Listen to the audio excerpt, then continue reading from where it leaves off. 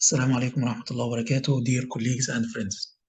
I hope that you are all doing well and safe, and you are doing your best for preparation for the next exam after 3 weeks in May.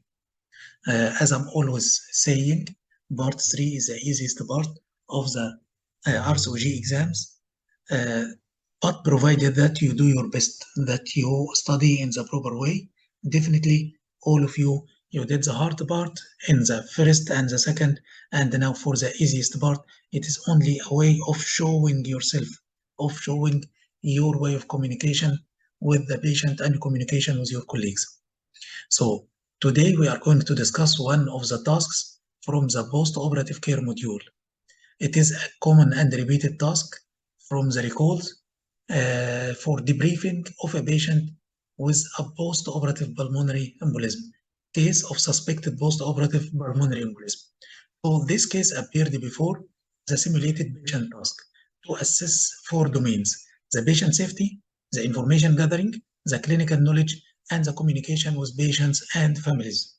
So you will be acting the role of an ST5 who is doing the ward rounds in the post-operative round, and the nurse on duty called you to see Dana Roney, which is 32 years old woman who had laparotomy for cystectomy of ovarian dermoid 2 days ago. The patient over the past 2 days, she was well and she was planned for discharge today, but suddenly she started to feel chest pain and shortness of breath. You will be provided with the muse or the news chart of this lady. The chart is showing normal blood pressure, the pulse, there is tachycardia, temperature within normal or upper normal, and the oxygen saturation is reduced, and the respiratory rate, there is tachypnea, and the ECG showing tachycardia. So these are the findings that are provided. It will come in the form of news chart in the exam. What you need to do here is to obtain relevant and targeted history, and relevant targeted history means targeted history. Do not go through the template of the history as in other cases, please, because this is an emergency situation. You cannot speak to the patient and ask her a relevant question while she is in an emergency and needs your resuscitation. Then you will outline and justify the management plan after explaining the condition to the patient and exploring her concern, and you will answer her questions. So, actually, shortness of breathing or chest pain is a common symptom and has wide differential diagnosis. In most of the cases that will come post-operative, the problem will be either sepsis or it will be pulmonary embolism. In this case, it is pulmonary embolism. So the patient will start to complain of sudden onset of dyspnea, and there will be a history of deep vein thrombosis in some of the cases, or they will give you in the task that the patient has high-risk thrombophilia. In some cases, it may come during pregnancy or in the postpartum period, which increases her risk, and also there may be unilateral leg swelling. From the examination, the patient may have hypotension, may have hypoxia, as in our case where the saturation is 90%, sinus tachycardia, as in our case the ECG is showing tachycardia, and she will have respiratory distress. Also here in the task, the patient is complaining of shortness of breathing and tachypnea. So what is the management in this case? Definitely there is a wide differential diagnosis. So during the information gathering or the history taken, the history to be targeted, you have to exclude the other possible causes like myocardial infarction or like aortic dissection or pneumonia and sepsis. So these are the most common differential diagnosis in this case, and this will be the target of your history. Now the management. In any case of suspected pulmonary embolism, you need clinical assessment, and clinical assessment means history, examination, and investigation. So by the history, you will exclude the other possible diagnosis, and you will search for the risk factors. Then by the examination, especially, you will examine the legs for evidence of DVT and unilateral leg swelling. Then you will perform the investigation. What are the investigation needed here? The first investigation is to perform chest X-ray and ECG as already done in our task, and you will perform full blood count, urea and electrolytes, and renal function test. This is specifically when you are going to commence low molecular weight heparin to exclude the contraindication. Definitely, before starting any medication, as we mentioned before, you have to exclude the contraindication for any medication before giving it, and you will do the investigation that will help you to decide or to give or not to give the medication. After this, you will see if the patient is having symptoms and signs of DVT. So you are suspecting pulmonary embolism, and you will search for the symptoms and signs of DVT after clinical assessment and investigation. If the patient is having symptoms and signs of DVT like unilateral leg swelling or edema or unilateral pain, or there is history of varicose veins, for example, or positive Homan sign. So if you have symptoms and signs suggestive of DVT, in this case, you will start by performing compression duplex ultrasound. With the compression duplex ultrasound, if it confirms the DVT, yes, in this case, you will continue the therapeutic dose of low molecular weight heparin. So there is now confirmation, and there is no difference in the management between pulmonary embolism and the DVT. So you will continue the same dose of therapeutic low molecular weight heparin. But if the compression duplex ultrasound is showing no DVT, or the symptoms and signs of DVT are not there from the start, in this case, you will look to the X-ray. If the X-ray is normal, in this case, you will prefer to perform the VQ scan. If the X-ray is abnormal, it's better to go for the CT pulmonary angio in this case. So according to the CTG, to the X-ray, if the X-ray is normal, better to go for VQ scan. If it is abnormal, it's better to go for the CT pulmonary angio.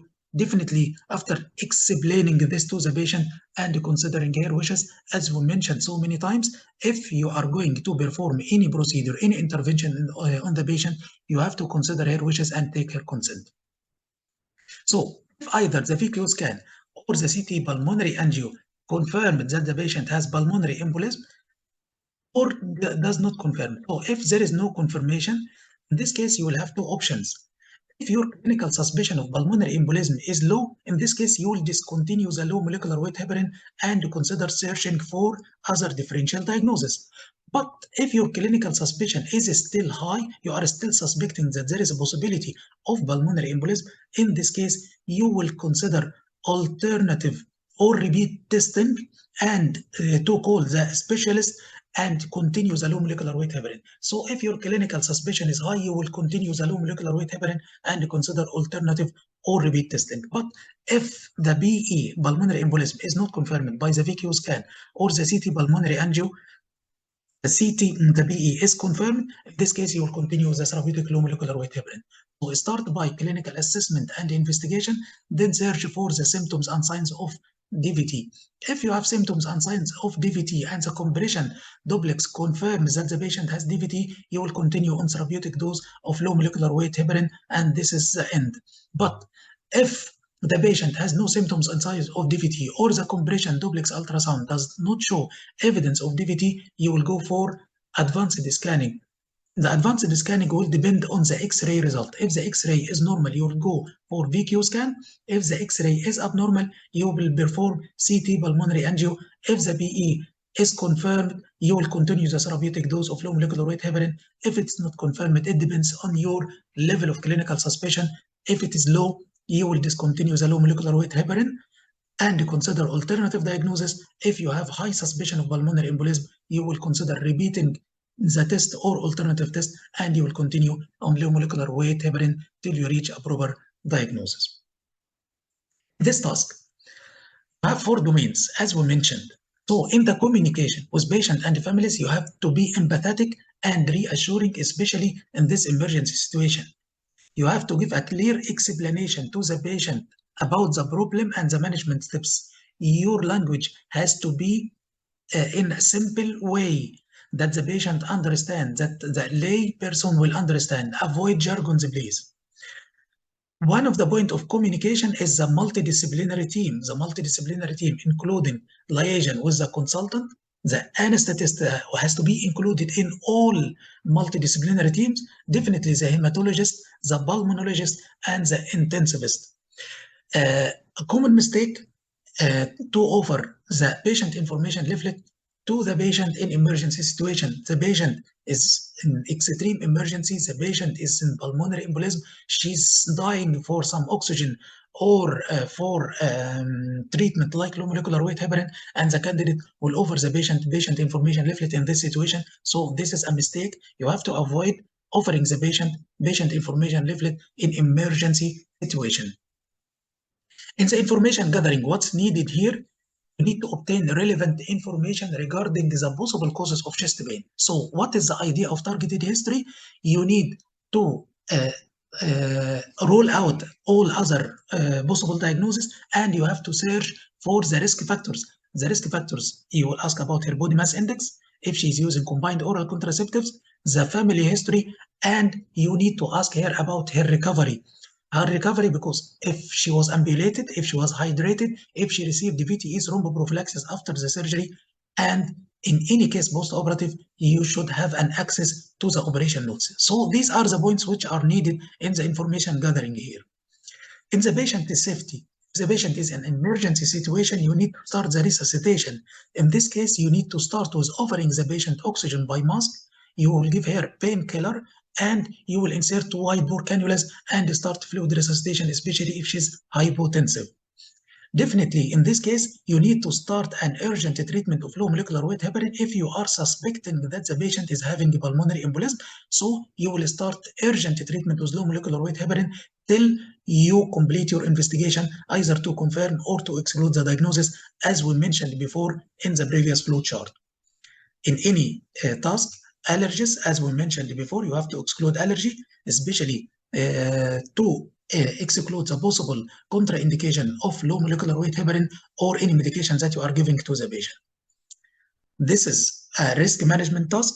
So incident report has to be mentioned in all cases of post-operative or postpartum pulmonary embolism. So pulmonary embolism is one of the conditions that trigger incident reporting and risk management. And always remember, as we mentioned before, in any case, post-operative or postpartum, you have to remember the 7 Ds of clinical governance. And we'll come to this later during explanation of the template. What's needed in the clinical knowledge here? You have to give an evidence-based treatment plan, as we mentioned in the flow chart.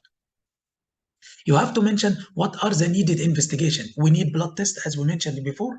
We need imaging studies starting from the ECG, then the X-ray, the CT, VQ scanning, or compression duplex to confirm or to exclude the diagnosis.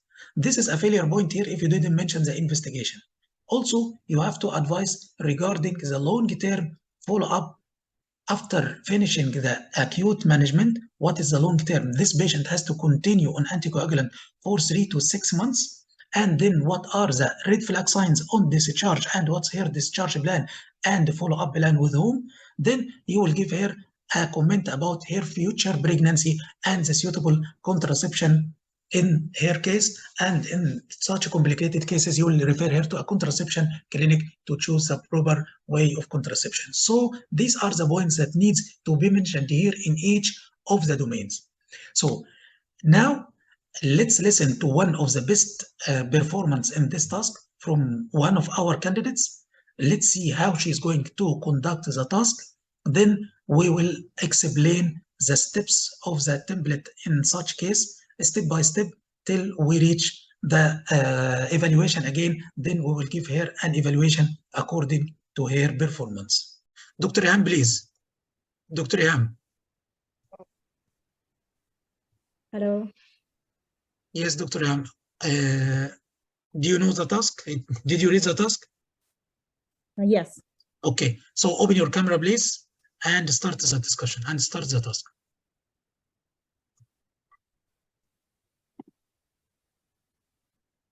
Okay, 10 minutes starting from now and go on.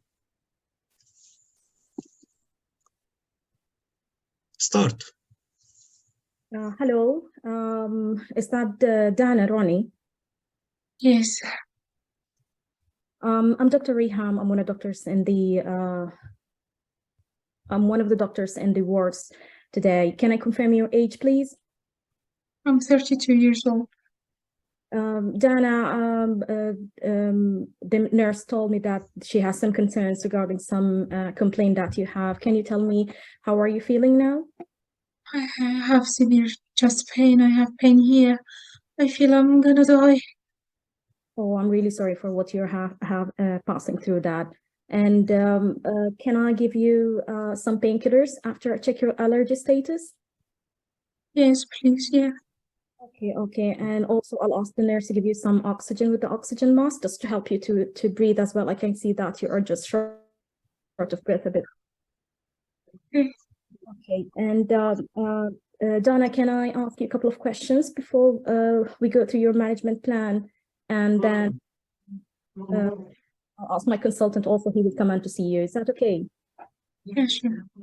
Okay, so Dana, can you tell me more about your complaint, your pain? This pain started today in the morning. I got my operation yesterday. I was good, but today I start to have that pain.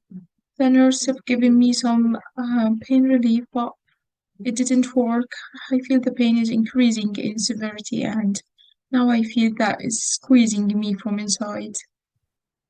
Okay, I'm really sorry for that. And does the pain moves anywhere else, like your left shoulder or your jaw? No, just at the center of my chest.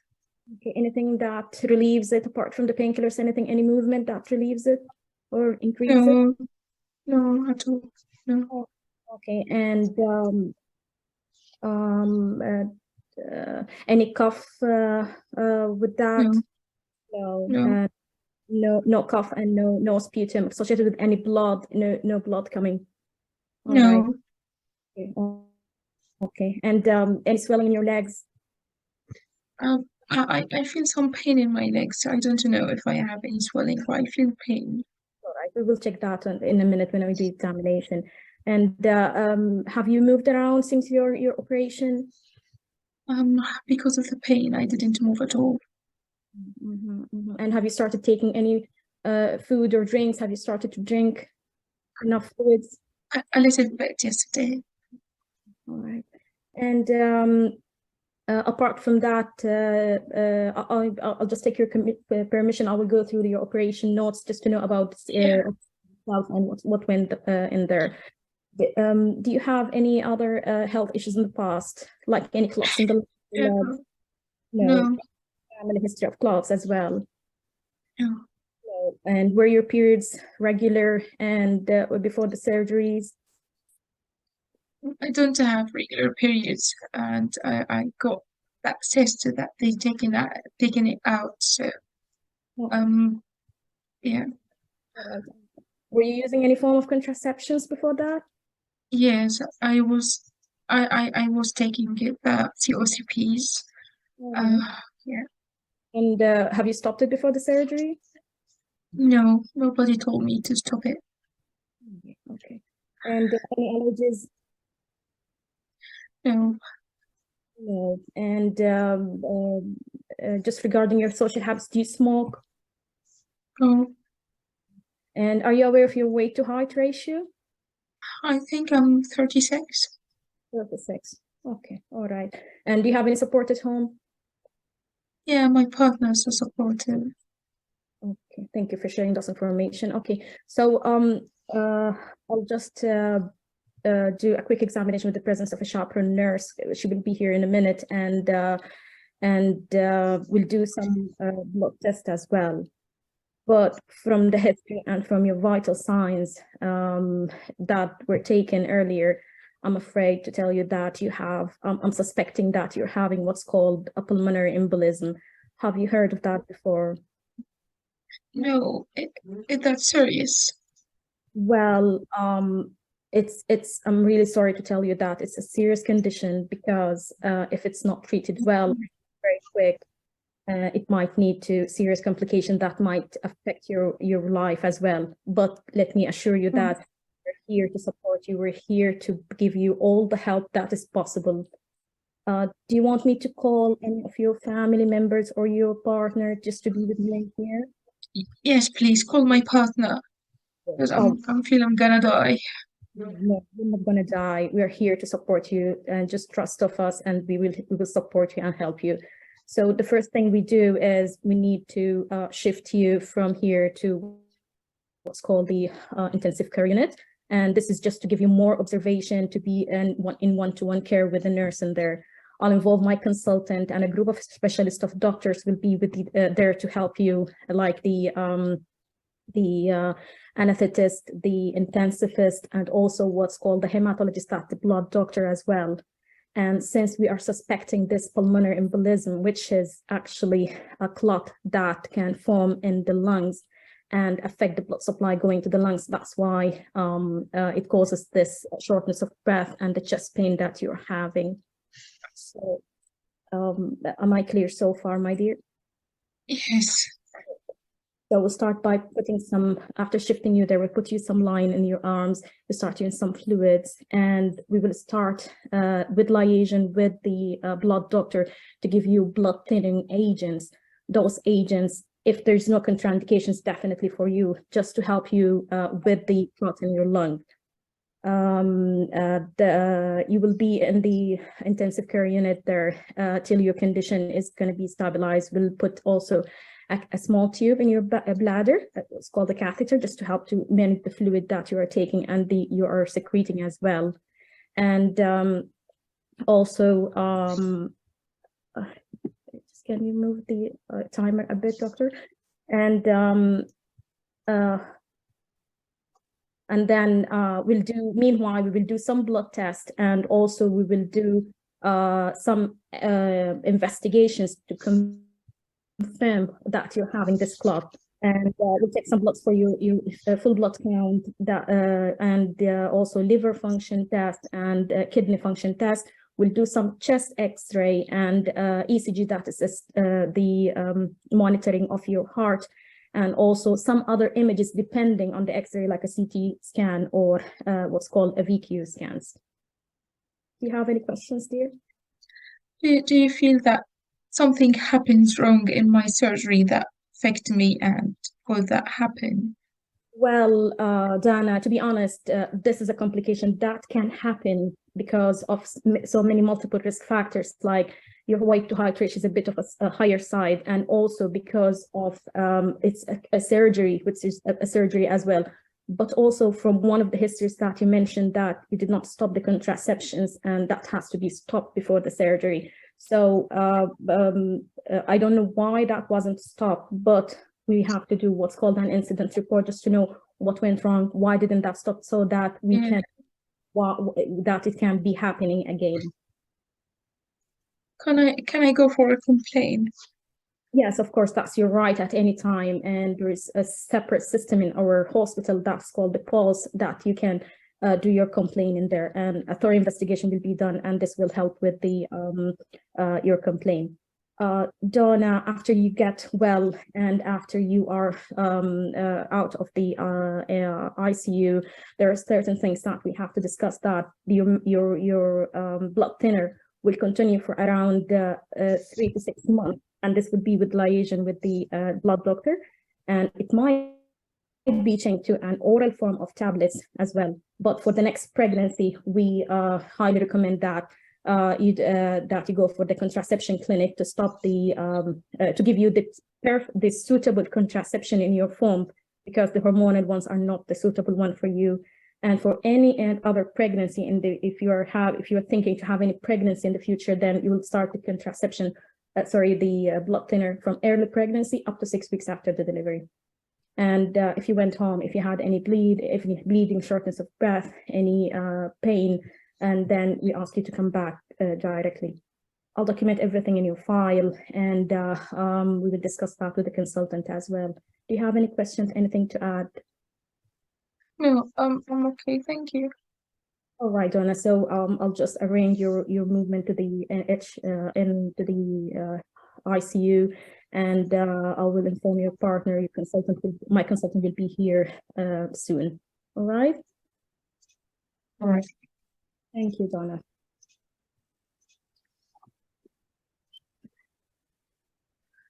I think Donna, she's very happy now, and the Yeah, cloth has I'm moved so happy. away. I'm so happy. Actually, she is very perfect. I feel she didn't give me any chance to prompt her at all for Yes. any questions. I didn't ask you anything because are you working in the UK? In Ireland, yeah. Yeah.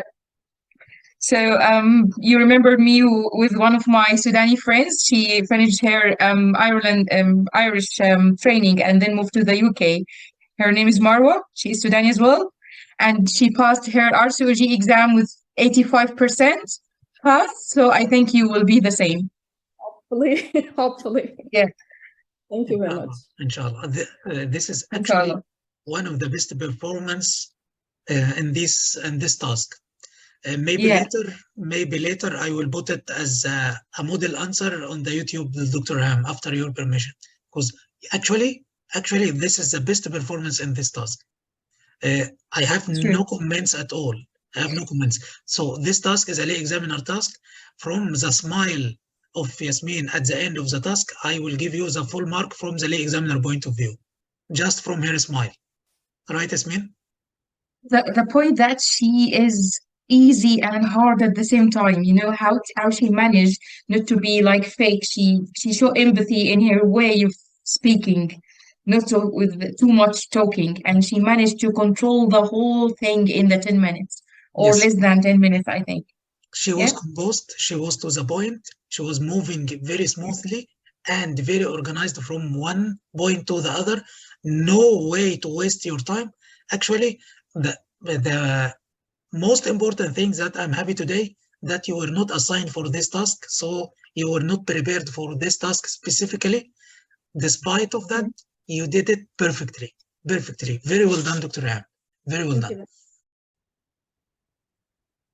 So again, after this very impressive performance of Dr. Reham, let's go through the task, let's go through the template, and then we'll give her evaluation after completing the template. So the introduction.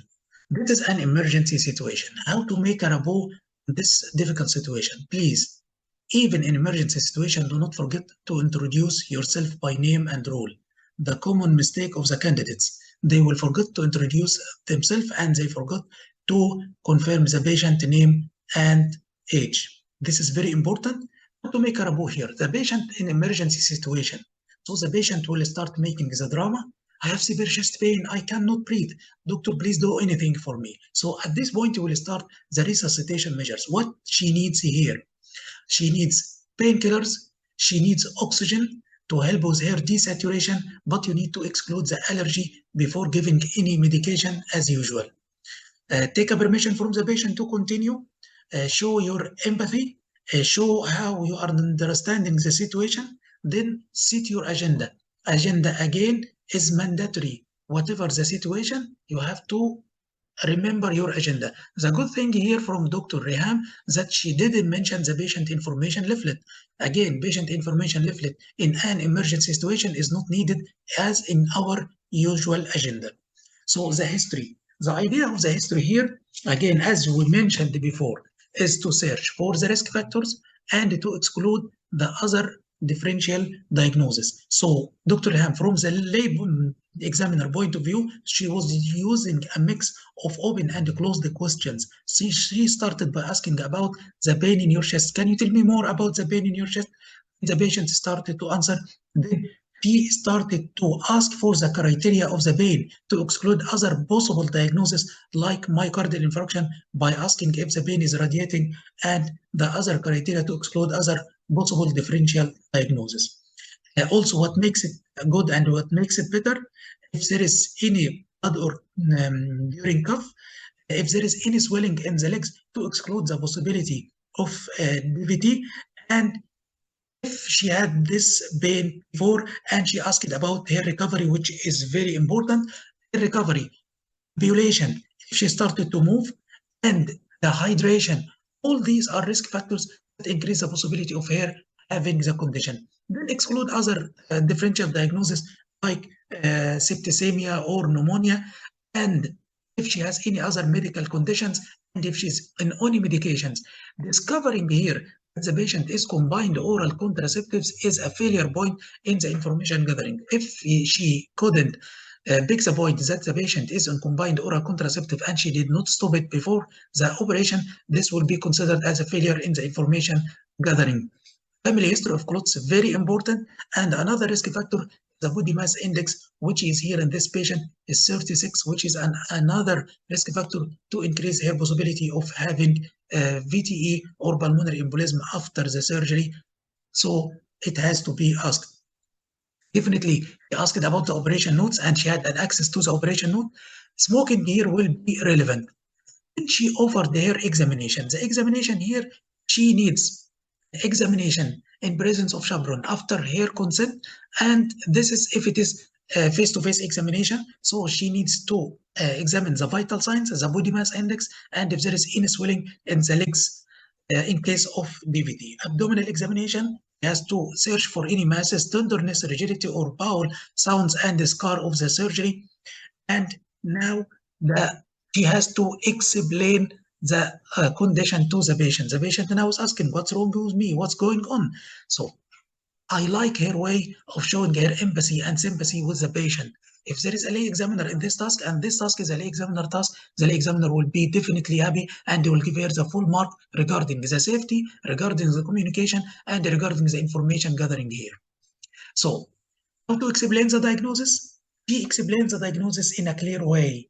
She didn't use any jargons. Even when she used the pulmonary embolism, she explained what's pulmonary embolism. It's a clot that developed in the blood vessels, and it may break down and migrates into your blood vessels to your lungs that may cause you chest pain and shortness of breathing. So the explanation was very clear. She used a lay terms to explain. And when the patient asked if this condition is serious, here she started the 7 days of the clinical governance. She was honest. She was reassuring in the same time. She told the patient, I'm so sorry. Yes, it is a serious and emergency condition, but she was reassuring when she told her that if it is treated properly, the incidence of this condition will be very rare. So explain the situation to the patient in an honest way, explain the facts and the chain of events, but you have to be honest, but in the same time reassuring. Here, this patient is going to the ICU. Her management will be in the ICU. So as a point of communication with the family, you need to call someone. Yes, she asked for her partner. They can ask, always take her permission to continue, especially if she's in pain or if she's in shortness of breathing. So explain more about the condition. As your condition is getting worse, we are concerned that you may have the clots that's traveled to your lungs. That's why we need to take certain emergency steps. What are the emergency steps here? Now you are going to follow the flow chart. Where your management will be, it will be in the ICU. We are going to start high dose of blood thinner. This is the treating dose of blood thinner. After excluding the contraindication. If you remember in the flow chart, it was clearly written start low molecular weight heparin after excluding contraindication. This patient did not start the prophylactic dose of low molecular weight heparin after the surgery, so there may be a contraindication. So you have to specifically ask about the contraindication here.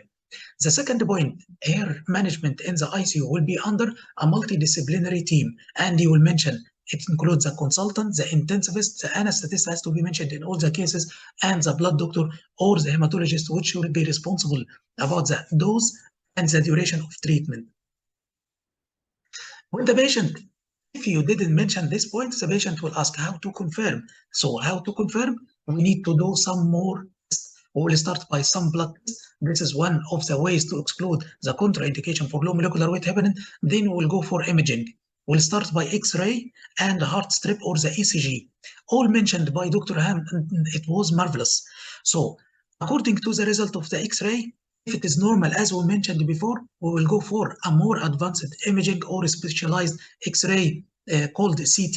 If the X-ray was abnormal or if the X-ray was normal, we can use the VQ scan after counseling the patient and taking her preferences.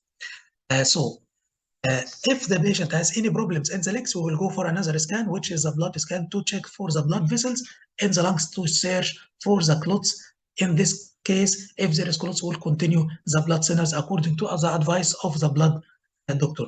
The blood investigation to be done, as we mentioned before, the full blood count, urea and electrolytes, and the liver function test to exclude any possible contraindication. What if the diagnosis confirmed? If you didn't mention, the patient will ask you, so what if it's confirmed that I have a clot? And if the diagnosis is confirmed, you will continue the blood thinners until the symptoms resolve.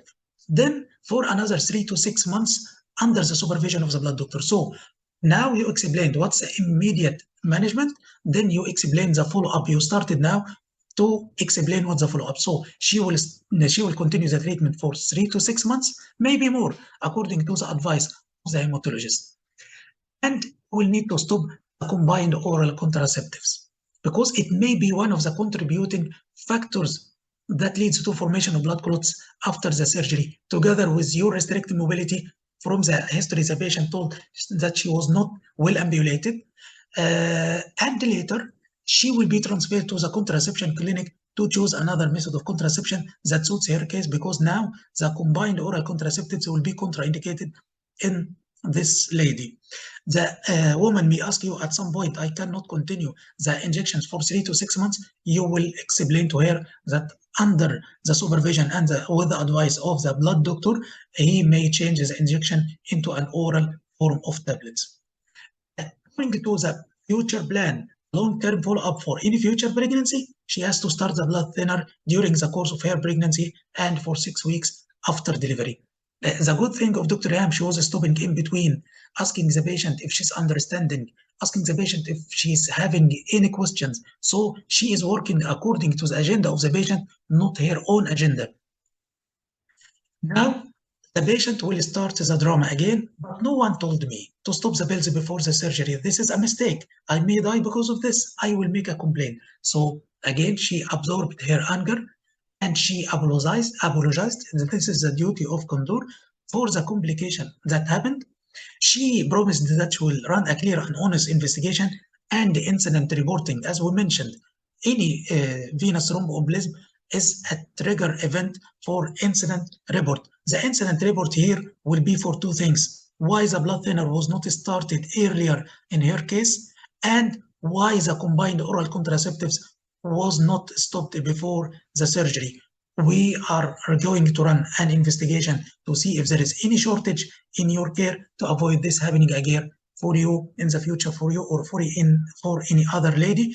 If you want to make an official complaint, I will guide you to the pulse. It was a very honest and very clear explanation, very assuring. Now closing the station in a good way. Now I'm going to arrange for your transfer to the ICU, and I will be informing my consultant who will share in your management.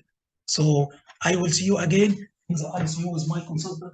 It's actually very, very perfect performance. It was as if she's performing in a real situation and dealing with a real patient. That's why, from the re-examiner point of view, she passed in all the domains. This task, as I mentioned before, any task, post-operative or postpartum, the patient is coming with complication, you have to remember the 7 Ds of clinical governance. It has to be mentioned during your performance. So here, the discharge and the red flags are mentioned. She gave her a clear follow-up plan for the 3 to 6 months, then in the future pregnancy. Documentation, she asked about the operation notes. This will be documented in her notes before shifting her to the ICU. She mentioned the incident reporting. She debriefed the patient and she was asking for the family members to attend.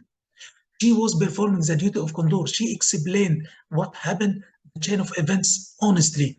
And this will be discussed later and a clear investigation will run. And this may lead to drills in the future or simulation training may be considered in a different task. So this is the way how to perform this task. This is a model answer for this task. So for evaluation of Dr. Reham, she was empathetic and reassuring. She gave a clear explanation of the problem and the management steps. She involved the multidisciplinary team, and she mentioned all the members included, and she did not offer patient information leaflet here.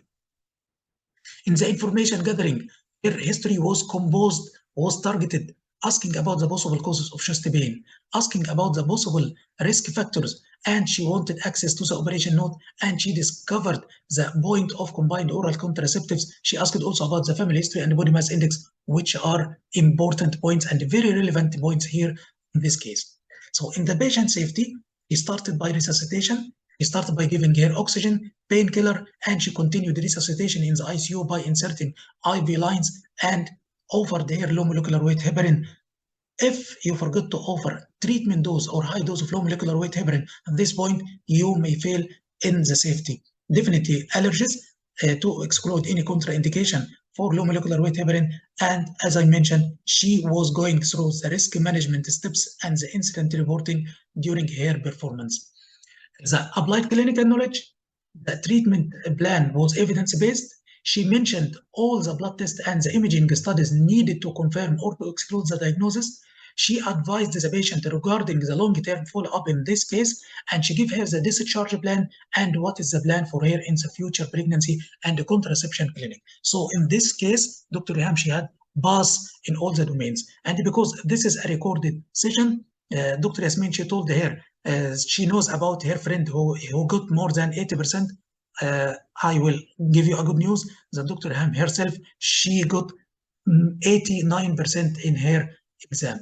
So that's why I chose this performance, the model answer for this task. This task is a very important task that may appear again. If it appeared once, it may appear at any time. One of the very important tasks that you should be familiarized with before going to your exam.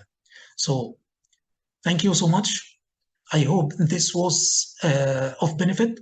I tried to cover all the points here in this task. So if you face it, you will not have any excuse if you didn't gain the marks of this task. Best of luck in your exams. If you find it useful, please, as usual, remember me and my family in your prayers. Wassalamu alaikum wa rahmatullahi wa barakatuh.